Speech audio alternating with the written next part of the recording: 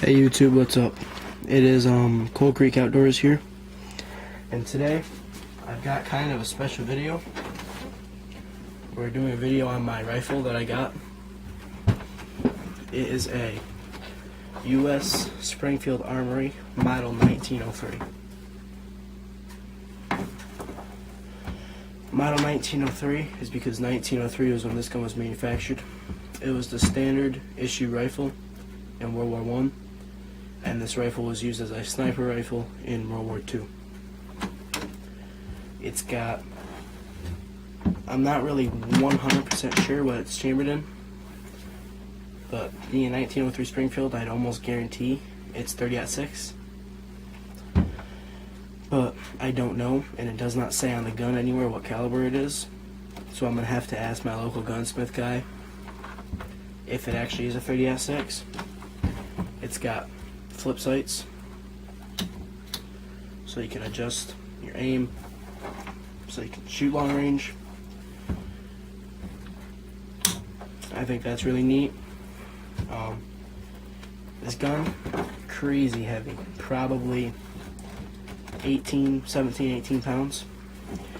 It's got that real man's iron butt plate, but because it's so heavy, I'd imagine it doesn't even kick.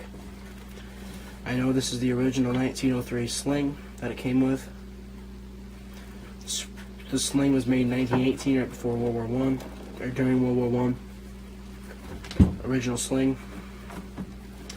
Heavy gun, and for how long it's been around, it's in, I'd say, good condition.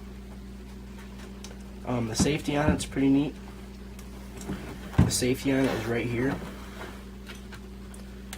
And when the safety is on, you can't even open the bolt. Can't even open it. Now when it's halfway right there, you can open it. Still won't shoot. Then it shoots. And it's even got a little S on it, so that you know what's safety and what's fire. Another unique thing about this gun is it's got, I think this is the bolt release. When it's off and you're racking it, it'll just rack normally. Takes up rounds normally. If you turn it all the way on, ready, listen to this. It has that click in it and you can't shut it.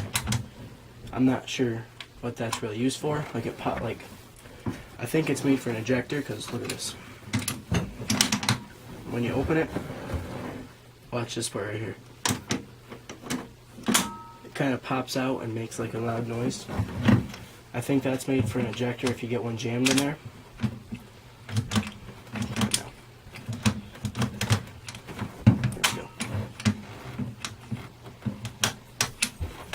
Likes to get jammed too. There it goes.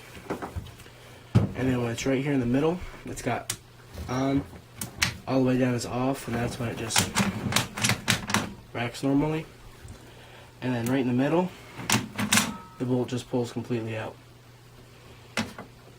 That's a way to disassemble it / clean it.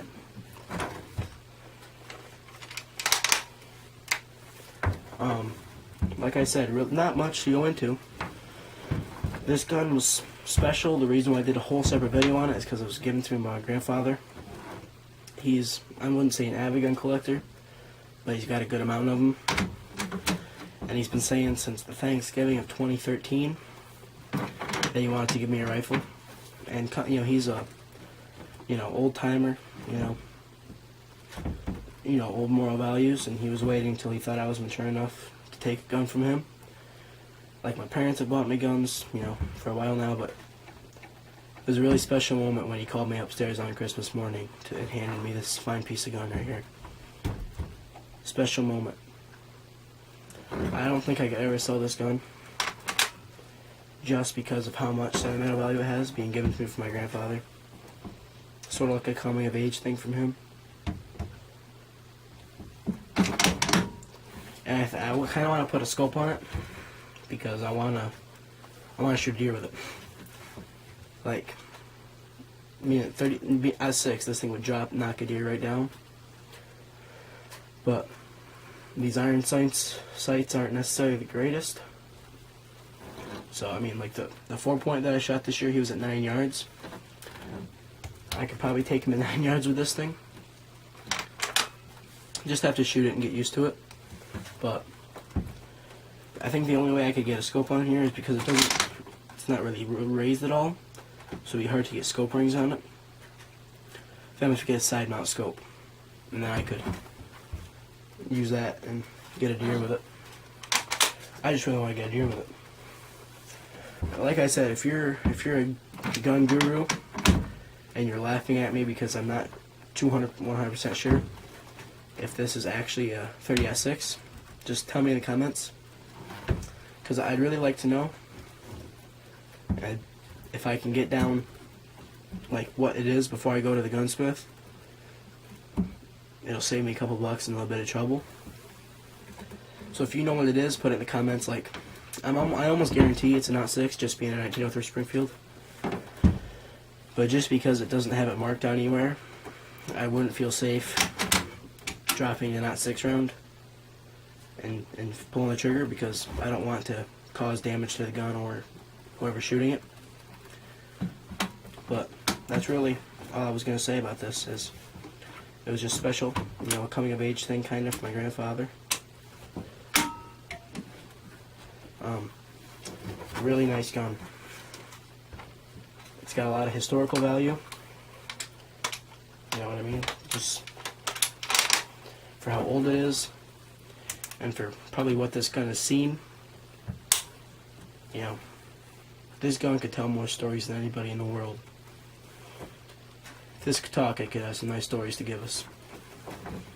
But just about, oh, and the loader, the loading way, it doesn't have a dropout.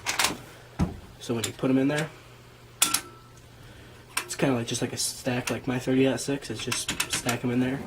My 06 has a dropout, so you can take them from the bottom. With this one, you just have to keep racking it till you get all of them out. And that's just about it. 1903 Springfield that I received from my grandfather this Christmas.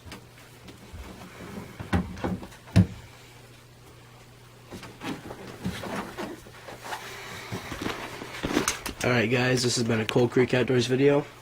Don't forget to like, comment, and subscribe. And like I said, if you know what caliber this gun is indefinitely, I would really appreciate you telling me in the comments. Thank you, have a great day, and a safe, happy New Year.